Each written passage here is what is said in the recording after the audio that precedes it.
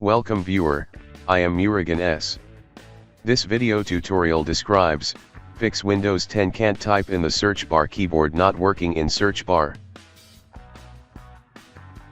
Open this PC, C drive. Windows System 3.2 folder.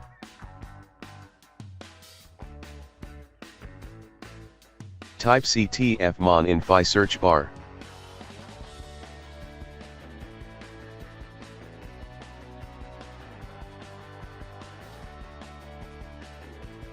Right-click ctfmon.exe, click Send to Desktop. Create shortcut.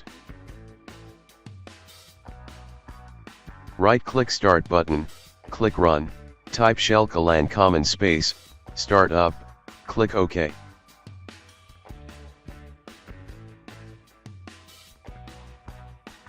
Copy ctfmon shortcut and simply paste it.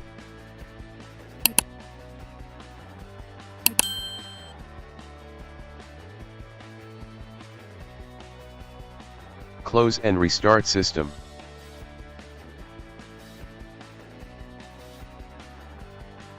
I hope this video tutorial helps to you.